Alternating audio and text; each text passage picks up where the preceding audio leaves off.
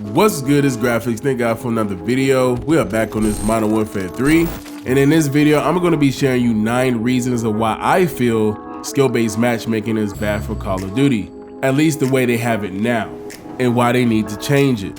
Yes, this video is going to be primarily my opinion, but it is an opinion that a lot of people do share. Now, I want to address this point is that a lot of times when we talk about skill-based matchmaking, there are people who are going to say, you just want to be up on bad players. This is not necessarily true. It's just that as being a good player or a player that's decent, you're going to want to show off your skill. So the whole purpose of playing the game and getting better is to grow and progress.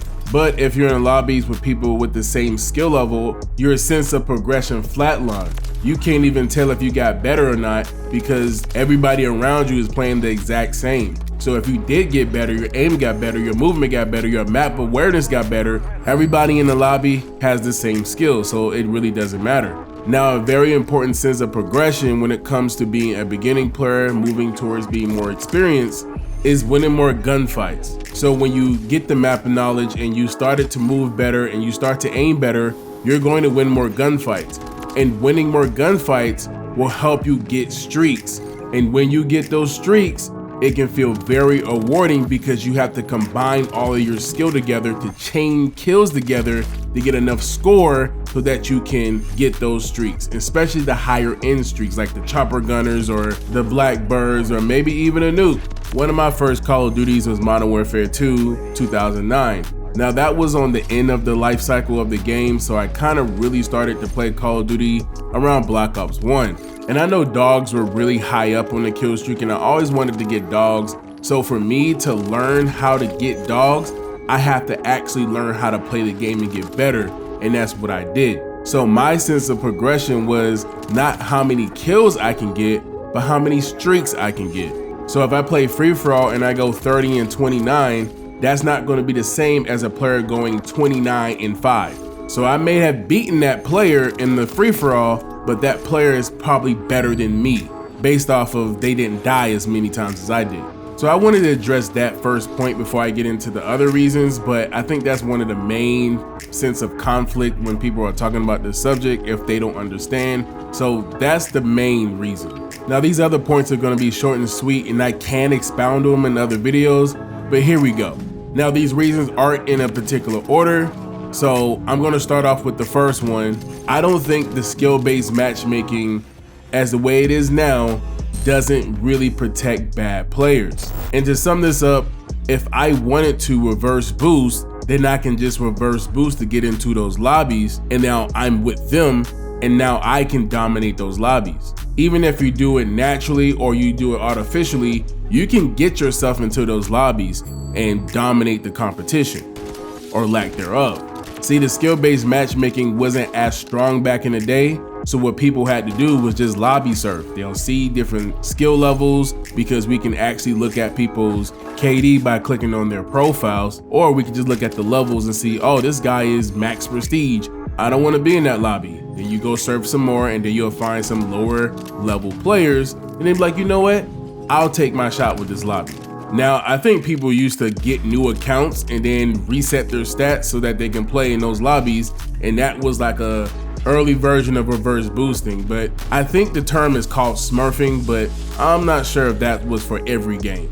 Reason number 2, people feel that multiplayer is not a casual experience anymore, but it feels more like ranked. And this is not just from regular players or above average players, this is also coming from pro players like Skunk.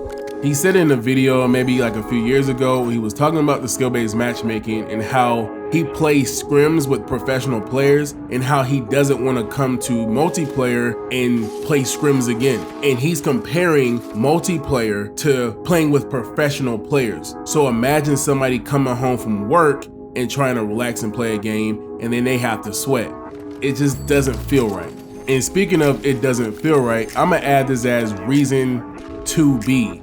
There's no transparency about skill-based matchmaking, so everybody had to kind of figure out what's going on in the game because everybody or a lot of players, a lot of good players, have been having the same experience. And since we have social media, we can share those experiences with others so that we can come to a conclusion that this is in the game. Now, as of recent, they just came out with some good news that they're going to be talking about skill-based matchmaking, but I have a feeling that it's going to be more of a gaslit situation, and they're just going to explain how they do the system and not explain the intricacies about how they manipulate the gameplay.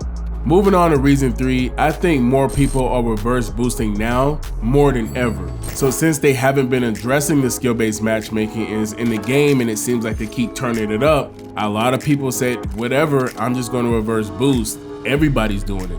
Now, reason number 4 is that since a lot of people are reverse boosting, a lot of people decided to take the other route. Since they can't compete on a regular basis, they're going to kind of try to cheat their way out of it. So a lot of Cronus, Zens, or anything that helps you with your recoil control is going to be more prevalent in these types of games. And not just in multiplayer, people have been cheating, especially in league play. They said once you rank up to a certain rank, all you run into is cheaters, so it doesn't really matter. So why wouldn't those same cheaters come to multiplayer? Moving on to reason number 5. Disbanding lobbies, and this is one of the main reasons of why the skill-based matchmaking is able to create these type of lobbies. So depending on your performance, I can break you up and put you in another group of more sweats or put you in a group of bad players so we can keep you at a 1 KD. But when you break up the lobbies every time, you don't get a good sense of rivalry. Sometimes you even make friends when playing in these lobbies, especially in free-for-alls, man. It'd be so fun in there, people talking crap,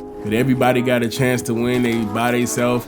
It's a good time, but sadly not anymore. Moving on to reason number 6, there's not a true sense of accomplishment. Yes, when you're grinding for camos and you finally unlock everything, that can feel good. However, when you're playing the game to get better and you win a match, was it the fact that you did well or the fact that the skill-based matchmaking felt sorry for you and they gave you an easy lobby? That constant feeling of manipulation doesn't make me feel good, especially when I'm popping off in the game. I'm like, this is not real. And in this game, it's actually the opposite. Once you're popping off, you don't actually feel happy. You're like, oh crap, I gotta tank my stats so I don't have to be in those sweaty lobbies all day. Come on, man. Reason number 7.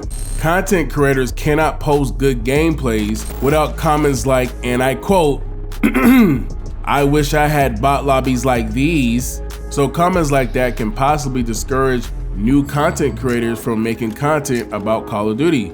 Or veteran content creators, when they drop nukes and stuff, obviously we can see that these players aren't shooting back. These type of lobbies that they're in dropping nukes doesn't reflect the experience everybody else is having. Which brings me to reason number 8. The game would have never been as popular if they implemented this type of skill-based matchmaking back in the day. People really couldn't get off and drop nukes and post crazy gameplays and do trick shots because they're not going to be in those type of lobbies that will allow them to do things like that. But when the skill-based matchmaking were more loose, better players were able to get nukes and high kill gameplays and trick shots and everything because they were easy to get and also fun to watch. So if people aren't posting anymore, people aren't playing anymore, then the game community starts to die. Moving on to reason number 9 is that you start to lose your loyal and veteran players. Right now it seems like the skill-based matchmaking is beating up on the good players and they're not having the best experience. I bet they think that, yeah, they're gonna play the game anyway, they're addicted, they've been loyal for the past how many years you've been personally playing Call of Duty. I've been playing since Modern Warfare 2, so that was 14 years ago. But they traded that for newer players buying bundles. And yes, they're making a lot of money, but it seems like they're losing a lot of retention. So was that necessarily the smart move? Because with the newer players, they're gonna play your game now because it's the new hotness for them. But when a new game comes out that's better or different for them, they're gonna leave you high and dry. And then they're gonna come back to the core community and say things like, this game is a love letter to the hardcore and dedicated players of Call of Duty. And in this year, ping is king. Nah, man. Fool me once, shame on you. Fool me twice, 3, 4, well, however long you've been playing Call of Duty, because they've been fooling us every year in some type of way. But a lot of times, a lot of COD people just have nothing else to play, so they get away with it. Well, thank you guys for watching the video. If you guys enjoyed the video, make sure you leave a like, comment, which part that you resonate with and what parts did I leave out. I might make a part 2 for. If you guys want to check out some more commentaries, I have them on the screen here. Thanks for watching again, and just like always, no stress, do your best, God bless.